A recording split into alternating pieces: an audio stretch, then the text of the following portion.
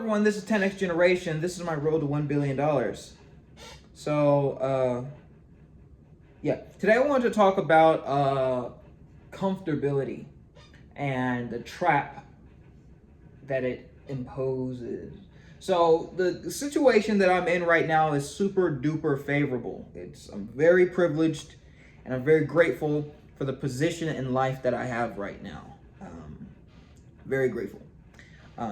And it's very comfortable, super comfortable. But I have noticed a stagnation. There's been a stagnation. I'm getting very comfortable, and it's becoming more and more difficult to muster the zeal that I used to have for the various projects that I made when I wasn't as comfortable. And I meditated on this. I thought about it. Why? And the conclusion that I came to is because I'm in a situation now where I'm so comfortable that if I reach the goals that I want to achieve, I will actually be more stressed out. I will be in a space that, at least on the surface, will be less favorable than the space that I am right now. If that makes sense, right? Like, I create this humongous business. Now I have to start getting employees. Then I have to start dealing with a bunch of other stuff that's to be seen, right? Lawyers and, all that stuff, right? Which is a lot harder and a lot less comfortable than where I am right now. So even though I'm forcing myself to work on it, there's not this huge drive behind me, because where I'm going, I'm not 100% sure, and I'm leaning on the side that where I want to go may be worse than where I am right now. And that's a problem, because it means I'm putting a little bit of resistance on myself subconsciously, because who would drive straight into a volcano, right? Like, a terrible example. But that's basically what I'm doing. It's like, I'm not going to floor it. I'm going to hesitantly go, because I don't know if I really want it. Because where I'm at, in comparison to my view of it, it would be a little bit better. And like I said, that's a problem, and that's something that needs to be solved. So I'm just gonna so before I get to my solution, I'm gonna talk more about how the past used to be. So the past, I used to do a lot of things to prove it to myself, right? This is when I was 14, 13, young, haven't really done anything. And I would see people on YouTube, I would see mostly people on the internet doing really cool things, building apps, building businesses, winning awards, having these different abilities. And I felt like I should be able to do that. And I didn't do it because I had I guess I did have this deep passion for it. But the primary reason why I did most of the things that I did is simply to prove it to myself that I could, right? The science fair, I speak about this often because it's something that's made a huge impact on me. I failed my 9th grade science fair. And after that moment, I was like, no, that's impossible. I'm good at science. I literally build robots in my room for fun. I'm good at science. I'm going to win the science fair just to prove it to myself that I can win. And I just wanted to win.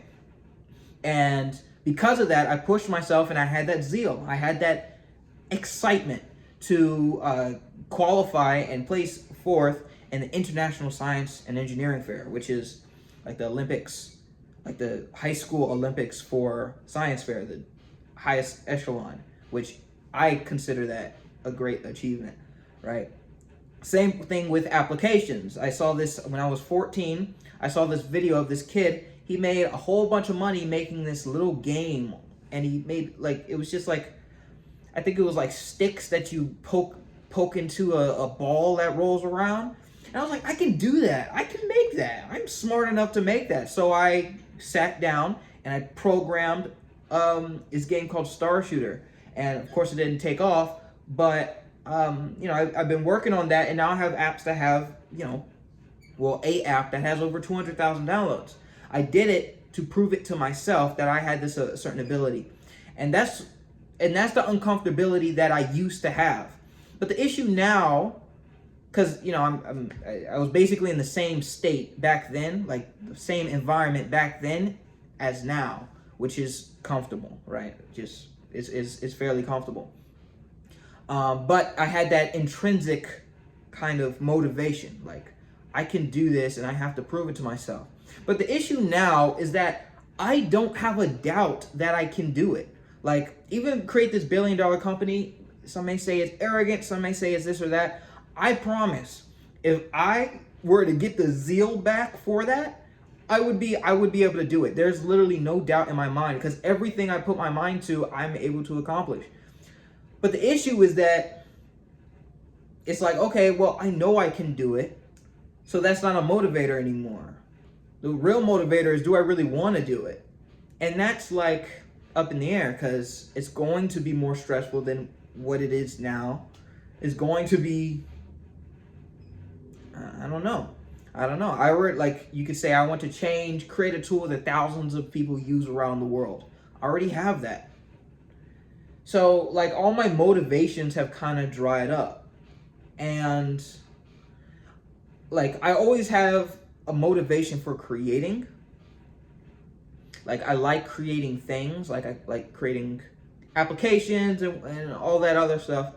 But creating a huge company isn't in the same like realm almost. I like creating things that are useful. A business isn't really a thing, it's a organization. I guess it's a thing, but it sits outside of my passion, like outside of my passion. I have a passion for creating things, but all the details of business isn't necessarily what I'm passionate about. So, yeah, well, talking this out is giving me a bit more insight, I guess. But, and it's making me wonder, should I even be going for this business? Am I just doing it at this point because I said I was going to do it?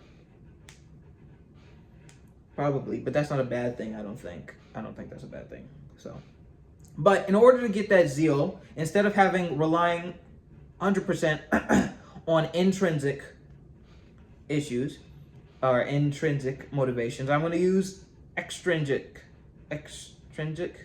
outside motivations. And long story short, I'm going to be moving out, right? I'm going to put myself in a less comfortable position that I don't really want to go, because I know it's going to be a bit more difficult than where I am now. But I do believe that the motivation, the embarrassment of coming back, right? That's motivation. The embarrassment of saying, okay, I can't do this, I'm going to go back. I don't want that. And like the amount I'm willing to spend on my place won't be like lavish. It won't even be super nice. It's going to be a little rugged. So I will be dissatisfied with my current state, and I will be reminded of that dissatisfaction, and that could potentially help my business. Now, this may seem like kind of out there and kind of weird and kind of crazy, like a very roundabout way to make a business, but I think this is where determination comes from. If you're determined to do something, even if your original motivations dry up, because you're so determined, you make a new motivation. You give yourself motivations. Like you give yourself challenges in order to reach your goal. So maybe it's a little crazy, maybe it's whatever, maybe it's a little weird, but if it gets me where I want to go, so be it. So that's really it. And here's the other thing. In my previous videos, like there's over 100 of these videos. In my previous videos, one of my missions for myself was to step outside my comfort zone. And I can say confidently that I failed that tremendously. I have retreated, completely shut myself in to my comfort zone, and I've locked the doors. I am very comfortable, and I'm failing in that goal. But the year isn't over. It's only halfway done about. so I can make true on my promise to myself to step outside my comfort zone. So that's what we're gonna do.